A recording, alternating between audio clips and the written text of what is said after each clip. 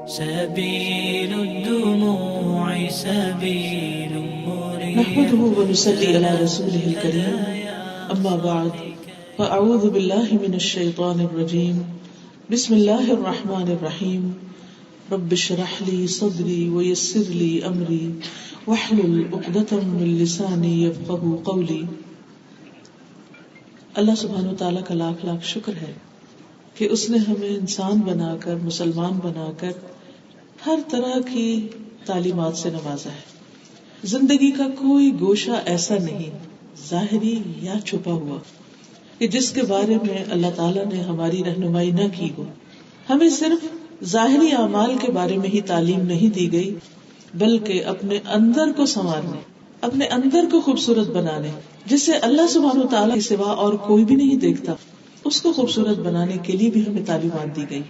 ہم سب یہ تو کہتے ہیں کہ اللہ بڑا ہے، اللہ اکبر، اللہ سب سے بڑا ہے، لیکن جب عمل کی باری آتی ہے تو پھر کیوں ایسا ہوتا ہے کہ لوگ بڑے ہو جاتے ہیں؟ جو کام ہم لوگوں کے سامنے کرتے ہیں، لوگوں سے تعریف حاصل کرنے کے لیے، لوگوں سے فائدہ حاصل کرنے کے لیے، اسے تو ہم بہت ہی اچھی طرح کرنے کی کوشش کرتے ہیں. اور جو کام ہمیں اللہ سبحانہ وتعالیٰ کے لیے کرنا ہوتا ہے، بعض اوقات اس کو سستی کے مارے کرتے ہیں، بعض اوقات تو کرتے ہی نہیں ہیں، خواہ وہ فرض ہی کیوں نہ ہو ہم پر، اور بعض اوقات بس ایسے ہی چل چلاؤ سے کام لیتے ہیں. اپنے ظاہر کو سجانے کے لیے بہت سی محنت، کوشش، وقت، سرمایہ لگاتے ہیں، لیکن اپنے اندر کو سنوارنے کے لیے، اندر کو خوبصورت بنانے کے لیے ہم کوئی فکر نہیں کرتے. تو بتائیے کہ ساری دنیا کے لوگ بھی اگر ہماری تعریف کریں اور ہمارے ظاہر کی خوبصورتی کی تعریف کریں تو وہ کس کام کی، اگر ہمارا اندر گندا ہو اور اللہ سبحانہ وتعالیٰ کو وہ پسند ہی نہ آئے اور اس بنا پر ہم ریجیکٹ کر دیے جائیں تو اس سے بڑی محرومی کون سی ہوگی. تو آئیے آج ہم چند باتیں اپنے باطن کو خوبصورت بنانے کے لیے سیکھتے ہیں اور اللہ تعالیٰ سے دعا کرتے ہیں کہ ان کو ہمارے دلوں میں اتار دے، ہمارے عمل کا حصہ بنا دے، اور ہم خود سب سے بڑے اپنا محاسبہ کرنے والے بنے اور اپنی اصلاح کرنے والے بنے. کیونکہ ہم باہر سے سہارے ڈھونڈتے رہتے ہیں، دوسروں پر ڈیپینڈنٹ ہوتے ہیں، لیکن حقیقت یہ ہے کہ جب تک ہم اپنی ذمہ داری خود نہیں لیں گے، جب تک ہم خود اپنی فکر نہیں کریں گے، اس وقت تک بات نہیں بنے گی. اللہ سبحانہ وتعالیٰ نے جو طریقہ ہمیں بتایا ہے وہ ہے یا ایھا الذین آمنوا قوا انفسکم واہلیکم نارا. اے لوگو جو ایمان لائے ہو، اپنے آپ کو آگ سے بچاؤ، یعنی اپنی فکر کرو اور اپنے اہل و عیال کو آگ سے بچاؤ.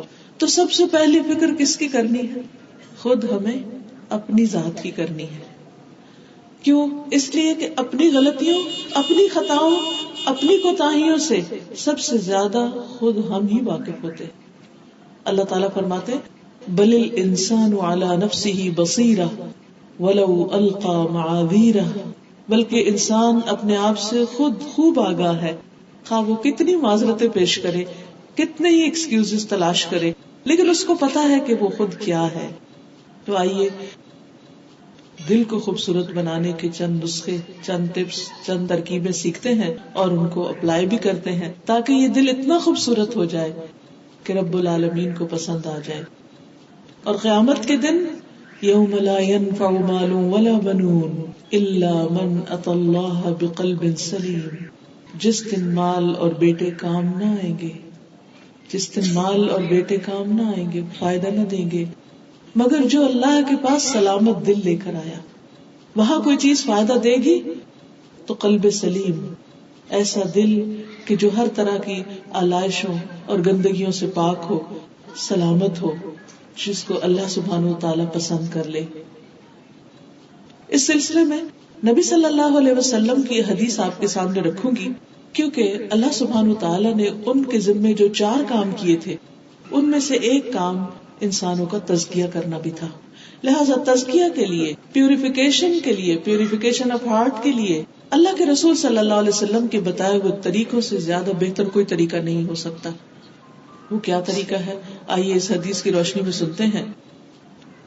عن ابی ہریرہ رضی اللہ عنہ قال قال رسول اللہ صلی اللہ علیہ وسلم لا تحاسدوا ولا تناجشوا ولا تباغضوا ولا تدابروا ولا يبع بعضكم على بيع بعض وكونوا عباد الله إخوانا المسلم أخو المسلم لا يظلمه ولا يخذله ولا يكذبه ولا يحقره التقوى ها هنا ويشير إلى صدره 3 مرات بحسب امرئ من الشر أن يحقر أخاه المسلم كل المسلم على المسلم حرام دمه وماله وعرضه رواہ مسلم۔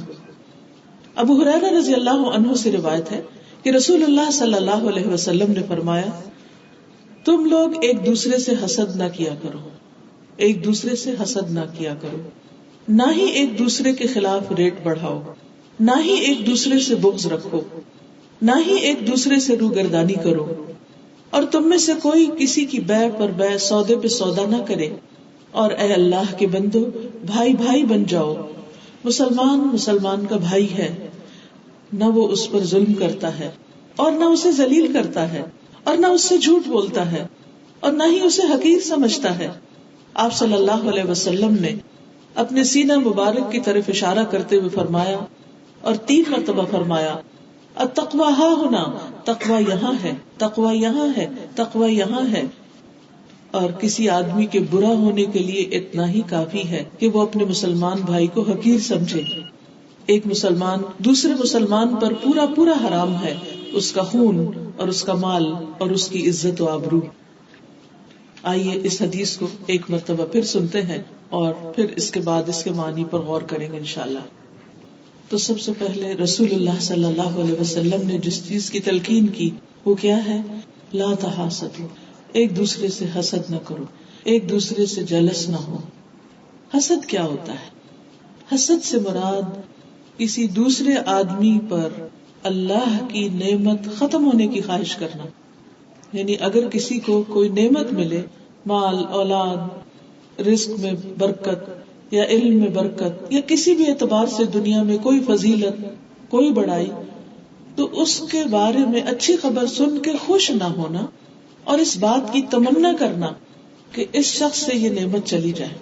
مثلاً اگر اولاد ہے تو دل میں یہ خواہش رکھنا کہ اس کی اولاد مر جائے، مال ہے تو یہ تمنا رکھنا کہ یہ برباد ہو جائے، کسی کی شادی ہو گئی ہے تو اس بات کی تمنا رکھنا کہ وہ آپس میں خوش نہ رہ سکے، کسی کی خوشی دیکھ نہ سکنا، کسی کی خوشی برداشت نہ ہونا، کسی کا اچھا حال اچھا نہ لگنا، یہ ہوتا ہے حسد۔ اور بعض لوگ تو صرف اس حد تک نہیں کرتے کہ وہ ان کو اچھا نہیں لگتا، بعض لوگ تو عملاً اسے چھیننے کی کوشش بھی کرتے ہیں۔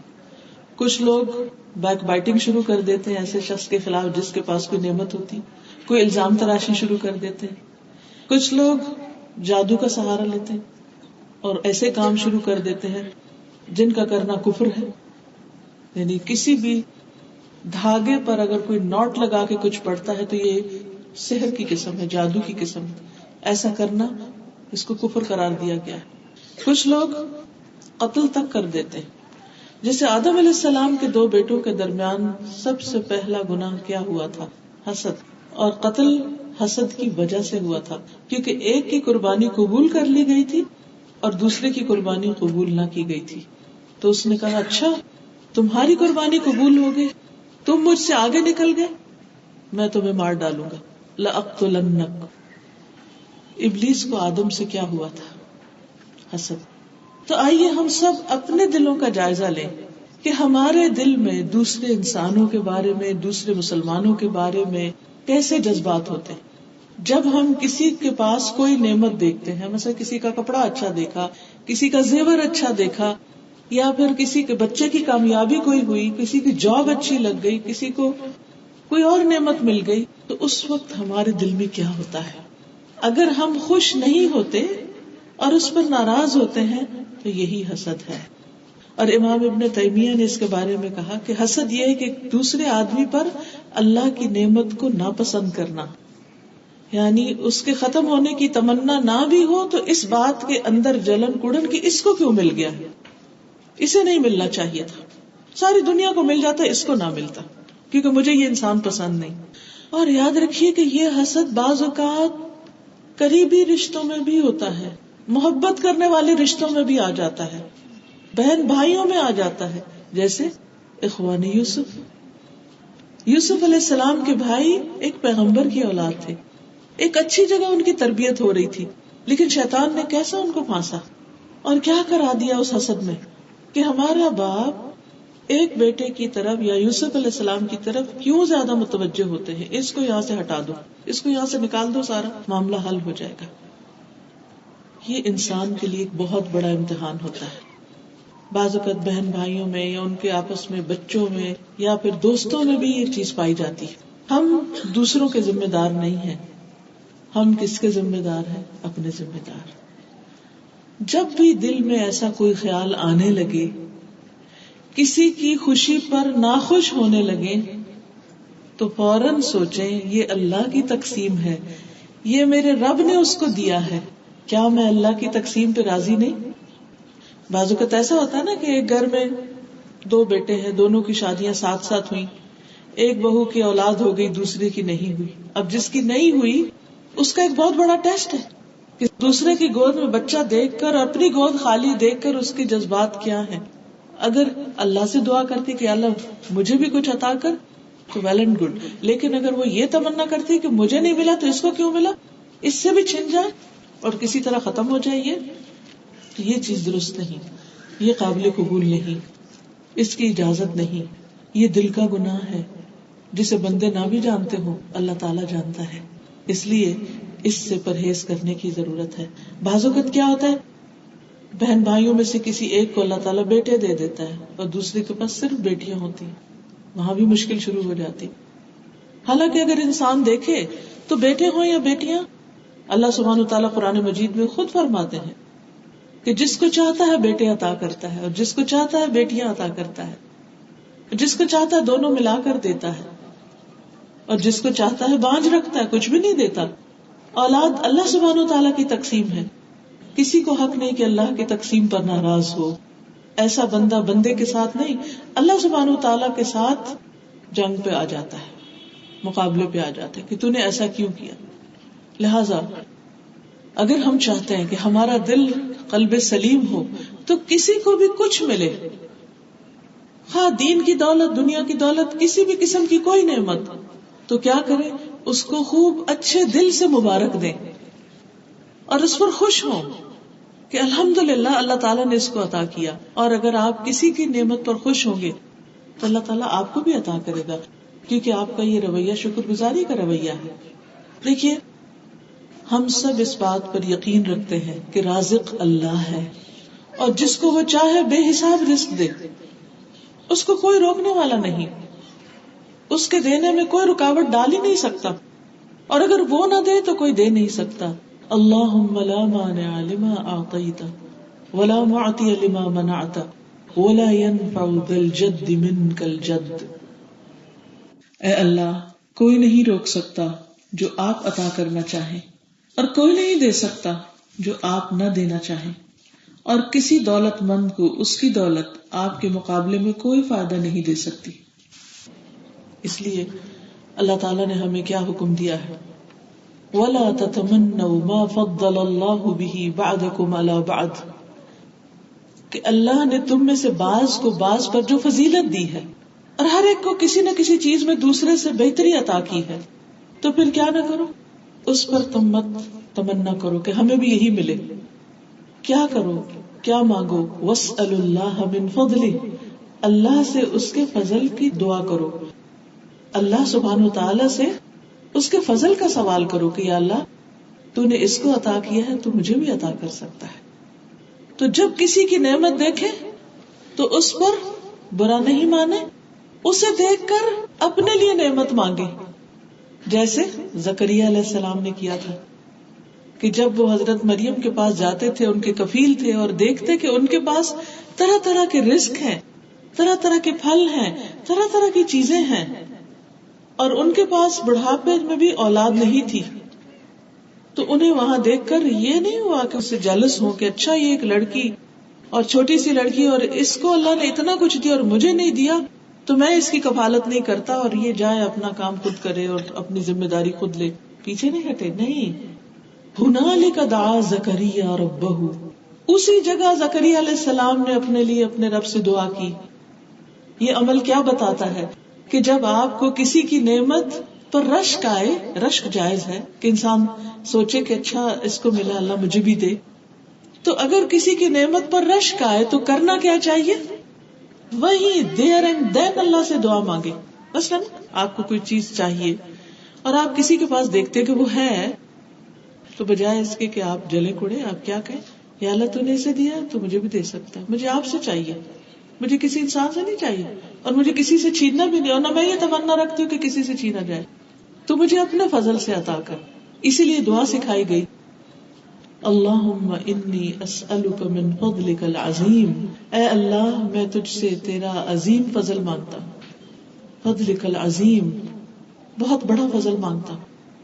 اور پھر اور بھی دعائیں سکھائی گئی، اللہم انی اسألک من الخیر کلہ عاجلہ وآجلہ ما علمت منہ وما لم اعلم، اے اللہ میں تجھ سے خیر و بھلائی کا سوال کرتی ہوں، وہ جو جلدی ملنے والی اور وہ جو دیر سے ملنے والی، وہ جو میں جانتی ہوں اور وہ جو میں جانتی بھی نہیں کہ وہ میرے حق میں بھلا ہے، مجھے وہ بھی عطا کر.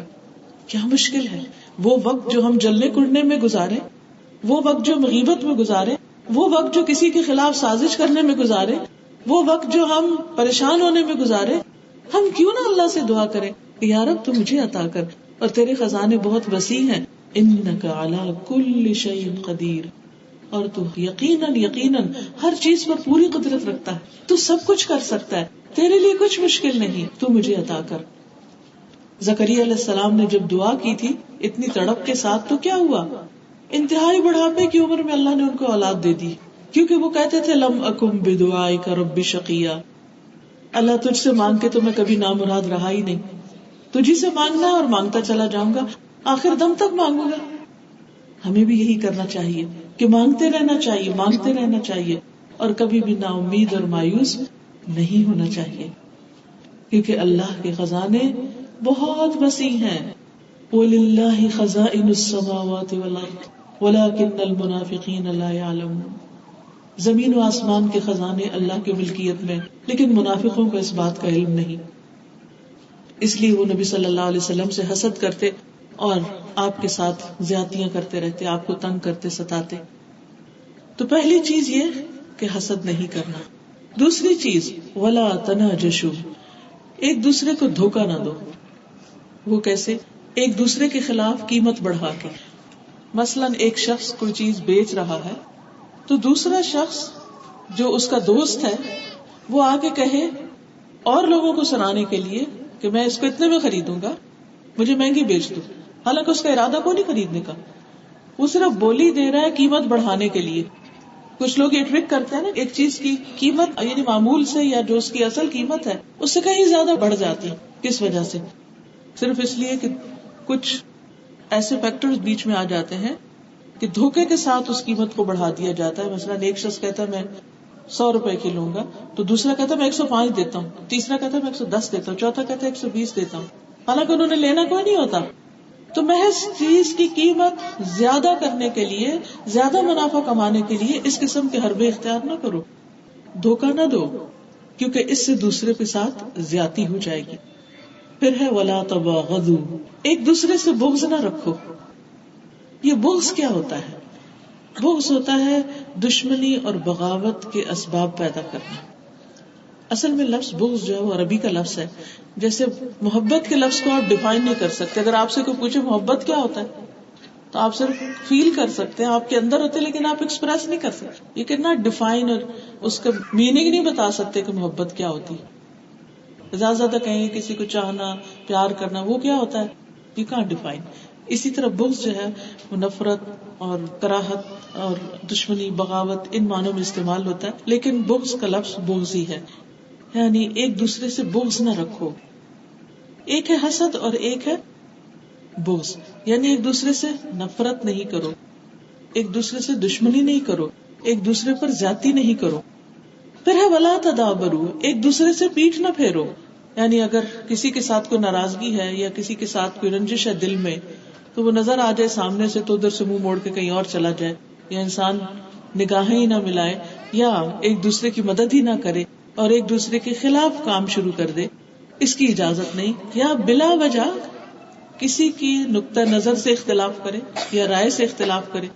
بعض اوقات کہتے ہیں نا اللہ واسطے کا بیر، کوئی وجہ نہیں ہوتی، کوئی دلیل نہیں ہوتی، لیکن ضد برائے ضد کہ میں نہ مانوں، اس چیز سے پرہیز کرنا چاہیے، اس چیز کو اوائڈ کرنا چاہیے، کیونکہ اسلام اس کی اجازت نہیں دیتا. کیونکہ اللہ تعالیٰ کو تو پتا ہے کہ دل آپ کا مان رہا ہے کہ دوسرا شخص سچا ہے، وہ درست کہہ رہا ہے، لیکن چونکہ آپ کو اچھا نہیں لگتا اس لیے آپ خواہ میں اس کی مخالفت شروع کر دیتے ہیں. اس کی بھی اجازت نہیں ہے. پھر فرمایا ولا یبع بعضکم علی بیع بعض، ایک دوسرے کے سودے پر سودا نہ کرو. وکونوا عباد اللہ اخوانا، اللہ کے بندو آپس میں بھائی بھائی بن جاؤ. یعنی بھائی کون ہے؟ جو اپنے بھائی کے لیے وہ پسند کرے جو اپنے لیے پسند کرتا ہے. پھر فرمایا المسلم اخو المسلم، مسلمان مسلمان کا بھائی ہے، یعنی دوستی محبت اور خیر خواہی میں وہ بھائیوں کی طرح ہے. لا یظلمہ، وہ اس پہ ظلم نہیں کرتا. اور ظلم ہوتا ہے کسی کا حق کم کرنا، یعنی اس کا حق کم نہیں کرتا، جو اس کا حق بنتا ہے وہ اس کو دیتا ہے، چاہے وہ رسپیکٹ ہو، عزت ہو، محبت ہو، کچھ بھی ہو. کیونکہ ہمارا دین ہمیں کیا سکھاتا ہے؟ اپنے سے بڑوں کو عزت دو. اب وہ بڑا کسی بھی اعتبار سے، بعض لوگ عمر میں بڑے ہوتے ہیں، بعض ویسے رتبے اور مقام میں بڑے ہوتے ہیں. تو کسی بھی اعتبار سے اگر اللہ تعالیٰ نے کسی کو آپ پر فوقیت دی ہے تو اس کا احترام اور اس کو ملنے والی نعمت کو ایکنالج کرنا اور اس کو اس کا حق دینا، یہ انسان کے اپنے ہی حق میں بہتر ہے. کیونکہ بعض اوقات ہم یہ سمجھتے ہیں کہ اگر ہم نے کسی کو عزت دی تو شاید ہماری عزت میں کمی ہو جائے گی، تو یہ چیز درست نہیں. اگر ہم نے کسی کی تعریف کی تو شاید اس سے ہماری کوئی تعریف میں کمی ہو جائے گی، ایسا نہیں ہوتا. اس لیے خاص طور پر حکم دیا گیا کہ کسی کے حق میں کمی نہ کرو. اور ظلم جو ہے وہ جان مال اولاد ہر چیز پر ہوتا ہے، تو کسی بھی قسم کے ظلم کی اجازت نہیں. ولا یخذلہ، اور اس کا ساتھ نہ چھوڑے. یعنی جہاں کسی مسلمان بھائی کو تمہاری مدد کی ضرورت ہے اور تم اس پوزیشن میں ہو کہ مدد کر سکتے ہو تو اس کو بے یار و مددگار نہ چھوڑو، اس کو ہیلپ کرو، اس کے کام آؤ. مثلاً اگر انسان دیکھتا ہے کہ کوئی شخص دوسرے کو ڈرانے دھمکانے کی بات کر رہا ہے اور انسان پاس سے گزرتا ہے تو اس کا نوٹس لے اور جو ایسا کر رہا ہے اس کو منع کرے. موسیٰ علیہ السلام جب نکلے تھے اپنے گھر سے اور انہوں نے دیکھا کہ ایک شخص جو ہے وہ ان کو پکار رہا ہے مدد کرنے کے لیے تو وہ آگے بڑھے، اگرچہ وہ انہوں نے اس کو ہٹانے کے لیے ہاتھ مارا لیکن اس کی ڈیتھ ہو گئی اس میں. لیکن موسیٰ علیہ السلام کی اصل میں نیت تو قتل کی نہیں تھی، وہ تو قتل خطا تھا، لیکن وہ بڑھے کیوں تھے آگے؟ وہ مظلوم کی مدد کرنے کے لیے، مظلوم کے کام آنے کے لیے. پھر اس کے بعد آپ دیکھیے ولا یکذبہ، اور نہ اس سے کوئی جھوٹ بولے، یعنی اسے کوئی جھوٹی خبر نہ دے، کوئی مذاق میں بھی اس کے ساتھ غلط بیانی نہ کرے. اور جھوٹ جو ہوتا ہے وہ عام طور پر کب بولا جاتا ہے؟ جب مثلا سودے وغیرہ کا لین دین ہوتا ہے. بعض اوقات چیز بیچنے کے لیے کہا جاتا ہے کہ یہ تو ہماری قیمت خرید بھی نہیں، حالانکہ ایسا نہیں ہوتا، تو صرف دوسرے کو دھوکہ دینے کے لیے اور اس سے زیادہ پیسے حاصل کرنے کے لیے ایسا کام کیا جاتا ہے. پھر فرمایا ولا یحقرہ، اس کو اپنے سے چھوٹا خیال نہ کرے اور اپنے آپ کو اس سے بہتر نہ سمجھے. کیونکہ انسان کے کچھ اعمال ظاہری ہوتے ہیں اور کچھ باطنی ہوتے ہیں. جو ظاہری اعمال ہوتے ہیں اس میں ہو سکتا ہے ایک شخص کا عمل کی کوانٹٹی بڑی نظر آ رہی ہو کسی کو، لیکن ہو سکتا ہے جو دوسرا شخص بظاہر بالکل سادہ سا نظر آ رہا ہے اور کوئی بہت بڑی ہستی نظر نہیں آ رہی، لیکن آپ کو کیا معلوم اس کا اپنے رب سے کیسا تعلق ہو، اس کے دل میں اللہ تعالیٰ کی کیسی محبت ہو، وہ چھپ کے کیسے کیسے نیکی کے کام کرتا ہو جو آپ کو علم نہیں. ہو سکتا ہے وہ اللہ کا دوست ہو، اور جو شخص اللہ کے دوستوں کو حقیر سمجھے وہ اللہ تعالیٰ کو ناراض کر دیتا ہے. تو اس لیے کسی کو بھی اس کے معمولی لباس کی وجہ سے یا معمولی تعلیم کی وجہ سے، دنیاوی معمولی سٹیٹس کی وجہ سے یا دین کے علم میں بظاہر کمی کی وجہ سے حقیر نہ سمجھو. تمہیں نہیں معلوم کہ اس شخص کے اندر کون سی چھپی ہوئی خیر ہے، خوبی ہے جو صرف اس کے رب کو پتا ہے اور تمہیں نہیں پتا، کیونکہ واللہ یعلم وانتم لا تعلمون، اللہ جانتا ہے اور تم نہیں جانتے. پھر فرمایا التقوی ہا ہونا، تقوی یہاں ہوتا ہے، یعنی تقوی ہاتھ پاؤں میں نہیں ہے، تقوی سکارف میں نہیں ہے، تقوی لباس میں نہیں ہے، تقوی دل میں ہے. تقویٰ کا مقام یہ ہے. گویا دلوں کو خوبصورت بنانے کے لیے جو چیز چاہیے وہ ایمان اور تقویٰ ہے. اور تقویٰ کیا ہوتا ہے؟ اللہ کا ڈر. کہ دل میں ہر وقت ایک تو اللہ کی یاد رہے, دوسرے اللہ کا ڈر رہے, اور وہ ڈر انسان کے اندر اتنا اسٹرانگ ہو کہ وہ اس کی وجہ سے کوئی غلط کام نہ کرے اور کسی غلط چیز کی طرف نہ پڑے. پھر اس کے بعد فرمایا بحسب امرئ من الشر, کسی انسان کے برا ہونے کے لیے اتنا ہی کافی ہے کہ وہ اپنے بھائی کو حقیر سمجھے, اپنے سے کمتر جانے. کیونکہ کسی کو حقیر سمجھنا ہی دراصل گناہ ہے, اور جو گناہ کرتا ہے وہ دراصل پھر حقیر ہو جاتا ہے اللہ کی نگاہ میں, اور اس انسان کی برائی کے لیے بس اتنا گناہ ہی کافی ہو جاتا ہے. یعنی کون اچھا ہے کون نہیں اچھا یہ کوئی نہیں آپ کو بتائے گا. لوگوں کی نظر میں مت دیکھیے اپنا مقام کہ 10 لوگ آپ کی تعریف کر رہے ہیں تو آپ اس غلط فہمی میں مبتلا ہو جائیں کہ آپ بہت اچھے ہو گئے. اپنے آپ سے پوچھیے کہ آپ کون ہیں, اور آپ دوسروں کو کیا مقام اور کیا رتبہ اور کیا درجہ دیتے ہیں.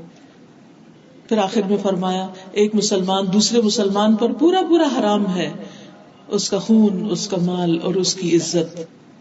یعنی ان 3 چیزوں کو ضائع کرنا, نقصان دینا, پامال کرنا جائز نہیں. اور پھر اگر ایک انسان دوسرے انسان کے ساتھ یہ زیادتی کرتا ہے تو کل قیامت کے دن اس کے نماز روزے پھر اس کے کام نہ آئیں گے. کیونکہ حدیث میں آتا ہے کہ ایک شخص کے پاس ڈھیروں نیکیاں ہوں گی, پہاڑ برابر, لیکن اس کے ساتھ ساتھ اس نے کسی کا مال کھایا ہوگا, کسی کی عزت کو نقصان پہنچایا ہوگا, کسی کے ساتھ کوئی اور زیادتی کی ہوگی, تو وہ سارے اپنا حق لینے کے لیے قیامت کے دن کھڑے ہوں گے, اور دینے کے لیے سوائے اپنے اعمال کے اور کچھ بھی نہیں ہوگا. تو اس کی ساری نیکیاں حقداروں کو دے دی جائیں گی جن کے ساتھ دنیا میں وہ زیادتی کرتا رہا, اور آخر میں پھر بھی ابھی کچھ لوگ کھڑے ہوں گے, سب نیکیاں صفا ختم, سب نمازیں, روزے, حج, زکوٰۃ, خیرات سب صاف ہو گیا, پورا خزانہ خالی ہو گیا. ابھی بھی کچھ لوگ کھڑے ہیں, وہ کہتے ہیں ہمارا بھی حق چاہیے, ہم کو ہمارے ساتھ کیوں ظلم اور زیادتی کی تھی, ہمیں کیوں حقیر سمجھا تھا, ہمارے جان مال پر کیوں ڈاکہ ڈالا تھا. تو اب اس کے پاس تو کچھ دینے کو ہے نہیں. اب کیا ہوگا؟ ان لوگوں کی جو برائیاں ہیں وہ اس کے پلڑے میں ڈال دی جائیں گی اور ان کی سزا یہ بھگتے گا. تو یہ معاملہ بہنوں آسان نہیں, چھوٹا نہیں. اس لیے ہمیں سب سے زیادہ اپنے دلوں کی اصلاح کی ضرورت ہے, جو صرف ہم خود دیکھتے ہیں, کوئی اور نہیں دیکھتا. اور پھر یہ بھی یاد رکھیے کہ جب ان میں سے ایک ایک خرابی ہوتی ہے تو وہ بھی بری ہے, لیکن جب یہ خرابیاں آپس میں مل جاتی ہیں, مثلا حسد کی بنا پر نفرت شروع ہو گئی, بغض آ گیا, اور بغض کی بنا پر اس کو عملی طور پر نقصان پہنچانے کی کوششیں شروع ہو گئی, اور پھر صرف نقصان چھوٹا موٹا نہیں, اس پر ظلم اور زیادتی کی حد تک انسان بڑھ جائے, اور پھر اس کے خلاف ایک پورا گروہ اکٹھا کر لے اور اسے تنہا چھوڑ دے, تو یہ ظلم پر مزید ظلم ہے. ظلمات بعضها فوق بعض, ایک اندھیرے پر دوسرا اندھیرا. اس لیے اس بات کا پورا پورا خیال رکھنے کی ضرورت ہے کہ جب برائی پہلے ہی مرحلے میں دل میں پیدا ہو تو ادھر ہی اس کا خاتمہ کر دیا جائے. اور ابتدا کہاں سے ہوگی؟ کہ کسی کی نعمت دیکھ کر انسان کیا نہ کرے, حسد نہ کرے, کسی کی نعمت دیکھ کر برا نہ مانے, دوسروں کی خوشی پر خوش ہو, دوسروں کو ملنے والی نعمتوں پر راضی ہو کہ یہ میرے رب کی تقسیم ہے. پھر اسی طرح حسد کے مختلف مرتبے ہوتے ہیں. اس میں ایک تو ہے جائز رشک, جس میں انسان کو یہ خواہش ہوتی ہے کہ انسان نیکیوں میں آگے بڑھے یا وہ کسی بھی مقام اور رتبے تک پہنچے. ہر ماں باپ کی یہ خواہش ہوتی ہے کہ وہ اپنے بچوں کو اعلیٰ مقام پہ دیکھنا چاہتے ہیں, اور بعضوں کا تو بچوں کو مثالیں بھی دیتے کہ دیکھو فلاں کہاں پہنچ گئے اور تم بہت نکمے ہو, کیا کر رہے ہیں, تمہیں کمپیریزن میں بھی لے آتے ہیں. یا دیکھو وہ تمہارے جو انکل ہیں نا, ان کی طرح تم نے بننا ہے, ان سے بھی آگے نکلنا ہے, تم اپنے ابا سے بھی آگے نکلو گے. اب اس کا کیا مطلب ہے کہ ماں یا بیٹا جو ہے وہ ابا سے کوئی حسد کرتے ہیں یا ابا کے رتبے کو کم کر رہے ہیں؟ نہیں, یہ جائز ہے کہ انسان کسی بڑے سے بڑے صاحب نعمت کو دیکھ کر کہے کہ مجھے بھی اس جیسا ہی اس سے بھی آگے نکلنا ہے, لیکن اس کی نعمت اور اس کے رتبے پر وہ برا نہ مانے تو کوئی حرج نہیں. یہ رشک ہوتا ہے. یعنی اگر آپ کو کسی کی اچھائی بری نہیں لگتی لیکن آپ اس جیسا ہی اس سے بھی آگے نکلنا چاہتے ہیں تو ڈزنٹ میٹر. اور خصوصاً اگر نیکیوں میں تو فاستبقوا الخیرات, نیکیوں میں تو ایک دوسرے سے آگے بڑھنا ہی چاہیے، نیکیوں میں تو دوڑ لگانی ہی چاہیے. نبی صلی اللہ علیہ وسلم نے فرمایا رشک یا حسد دو چیزوں پر جائز ہے. ایک وہ شخص جس کو اللہ نے مال دیا اور وہ اس کو راہ حق پر خرچ کرنے کی قدرت رکھتا ہے، اس کو اللہ نے قدرت بھی دی کہ وہ خرچ کرے، یہ اللہ کی توفیق سے ہوتا ہے نا. ورنہ احضرت الانفس الشح، دلوں میں تنگی رکھ دی گئی ہے، تو جو اس تنگی کے خلاف فائٹ کر کے اللہ کی راہ میں دیتا ہے تو یہ اللہ کی اس پر رحمت اور نعمت ہے. تو فرمایا ایک شخص جس کو اللہ مال دے اور خرچ کرنے کی توفیق بھی دے، قدرت بھی دے کہ اس کے اندر قدرت اپنی خواہشات کو کنٹرول کر کے دوسروں کے ساتھ خیر و بھلائی کرنے کی. اور دوسرا وہ شخص جسے اللہ نے علم دیا ہو، حکمت دی ہو، اور وہ اس کے ذریعے فیصلہ کرتا ہے اور اس کی تعلیم دیتا ہے. تو ایسے لوگوں کے ساتھ رشک کیا جا سکتا ہے کہ اللہ جیسے فلاں شخص کے پاس مال ہے اور وہ نیکی کے کاموں میں خرچ کرتا ہے، تو مجھے بھی دے تاکہ میں بھی اس کی طرح یا اس سے زیادہ تیرے راستے میں خرچ کروں. تو اس میں کوئی برائی نہیں، بلکہ اس پر اجر ہے. حدیث میں آتا ہے کہ جب کوئی شخص کسی نیک کام کا ارادہ کرتا ہے اور سچا ارادہ کرتا ہے لیکن کسی وجہ سے وہ نہیں کر پاتا تو اس کے لیے مکمل نیکی لکھ لی جاتی. ہاں اسی طرح اگر کوئی شخص برائی کا ارادہ کرتا ہے اور وہ نہیں کر پاتا، اگر تو مجبوری کی وجہ سے نہیں کر سکا تو گناہ ہے، اور اگر ویسے ہی خیال بدل دیا تو نہ گناہ ہے نہ نیکی ہے. لیکن اگر اللہ کے ڈر سے اس ارادے کو بدل دیا تو اس پر بھی اجر. یہاں پر آپ دیکھیے کہ آپ کسی کو دیکھتے ہیں کہ وہ مالدار ہے اور خرچ کرتا ہے اللہ کے راستے میں، تو آپ کہتے ہیں کہ میں بھی ایسے ہی اللہ کے راستے میں دوں، اس سے بھی زیادہ دوں. تو یہ پسندیدہ چیز ہے. اور اگر کسی کے پاس مال ہے اور وہ برے راستوں میں خرچ کرتا ہے اور انسان چاہتا ہے کہ مجھے بھی مال ملے تو میں بھی ایسے کاموں میں لگاؤں، تو اس کی اسی کی طرح پکڑ ہے جو اصل میں کر رہا ہے. غلط کرنے والے کی برابر ہی اس کی پکڑ ہے، صرف اس کے ارادے اور نیت کی وجہ سے، کیونکہ انما الاعمال بالنیات، اعمال کا دار و مدار نیت پر ہوتا ہے. پہلا شخص تو مال والا ہے، دوسرا ہے علم والا، کہ جس کو اللہ نے علم دیا، حکمت دی، سمجھ دی، اور اس کے مطابق وہ فیصلے کرتا ہے، اس پر عمل بھی کرتا ہے، دوسروں کو بھی تعلیم دیتا ہے. تو انسان کو رشک آتا دیکھ کر کاش مجھے بھی ایسا علم ملے، میں بھی ایسا کام اچھا کر سکوں، میں بھی دوسروں کو سکھا سکوں، میرا عمل بھی اتنا اچھا ہو جائے. ایسا کرنا بھی جائز ہے. ہاں اگر کوئی یہ کہے کہ اس کے پاس کیوں ہے، اس سے چھن جائے اور مجھے مل جائے تو یہ غلط ہوگا. پھر آپ دیکھیے کہ رشک کرنے والوں میں سے جو بہترین مثال ہے وہ حضرت عائشہ کی. وہ کہتی ہے کہ میں نے خدیجہ رضی اللہ عنہا کے علاوہ کبھی کسی پر رشک نہیں کیا، یعنی ان کو وہ آئیڈیلائز کرتی تھی. حالانکہ میرا نکاح نبی صلی اللہ علیہ وسلم سے ان کی وفات کے بعد ہوا، اور نبی صلی اللہ علیہ وسلم نے انہیں جنت میں ایسے گھر کی بشارت دی جو موتیوں سے بنا ہوا ہے، نہ اس میں شور و غل ہے، نہ ایذا اور تکلیف ہے، موتیوں سے بنا ہوا. اس وقت آپ لائٹس دیکھ رہے ہیں، انہیں کو آپ موتیوں کی شکل میں آپ دیکھیے کہ اگر سارا گھر ہی اس قسم کے پرلز سے بنا ہوا ہو تو اس کا حسن کیا ہوگا. لیکن ان کو صرف اس لیے نہیں یہ سب کچھ ملے گا کہ حضور صلی اللہ علیہ وسلم کی بیوی تھی، وہ اعزاز تو ہے ہی، اس لیے ملے گا کہ وہ سب سے زیادہ اللہ کی راہ میں دینے والی تھی. وہ اتنی مالدار خاتون تھی کہ جب ان کا تجارتی قافلہ مکہ میں داخل ہوتا تو مکہ کی زمین ان کے اونٹوں کی قدموں کی چاک کی وجہ سے ہلنے لگتی تھی، اس میں ایک وائبریشن پیدا ہو جاتی تھی. اور نبی صلی اللہ علیہ وسلم کو انہوں نے بزنس ٹرپ پر ہی بھیجا تھا جس پر آپ کی امانت دیانت سامنے آئی، تو انہوں نے خود پروپوز کیا تھا کہ ایسے شخص کے ساتھ شادی کرنی چاہیے جو اتنا امانت دار اور سچا ہے. تو ان کی چوائس کو آپ دیکھیے، اور پھر کتنی وفادار اور کتنی مددگار تھی کہ ہر دکھ تکلیف میں آپ کا ساتھ دیا. اور جب آپ کو تنہائی پسند آنے لگی، آپ پہاڑ پر جانے لگے، غار ہرا میں جانے لگے، تو انہوں نے مائنڈ نہیں کیا، اپنے شوہر کے مزاج کو سمجھا، اس چینج کو ایکسپٹ کیا، اور جب واپس ایک پیغام لے کر آئے تو سب سے پہلے اسے قبول کرنے والی تھی، اور سب سے پہلے آگے بڑھ کر کمفرٹ دینے والی، کہ آپ کو کمبل اڑھایا، آپ کو کمفرٹ کیا، پھر اپنے کزن کے پاس لے کر گئی اور جہاں تک ہو سکا مدد کی. اتنی مالدار خاتون جب آپ کے ساتھ قریش نے بائیکاٹ کیا اور شیب ابی طالب میں بھیج دیا تو وہ آپ کے ساتھ تھی، اور وہاں ان کو مسلسل پتے کھانے پڑے اور ایسی غذا کہ جو انسان کھا نہیں سکتا، تو بالآخر وہ بیمار پڑ گئی اور ان کا انتقال ہو گیا. یعنی مرتے دم تک انہوں نے ہر دکھ سکھ میں اپنے شوہر کا ساتھ دیا. اللہ سبحانہ وتعالیٰ نے ان کی قربانیوں کی قدر کی اور ان کے لیے جنت میں محل کی خوشخبری دی. تو حضرت عائشہ کہتی ہیں کہ مجھے سب سے زیادہ ان پر رشک آتا ہے کیونکہ ان کو اللہ نے جنت میں مال کی خوشخبری دی ہے. تو رشک کے قابل پھر کون ہوا؟ جس کو اللہ نے مال دیا اور وہ حق کے راستے میں اس کو خرچ کر رہا ہے. سبيل الدموع سبيل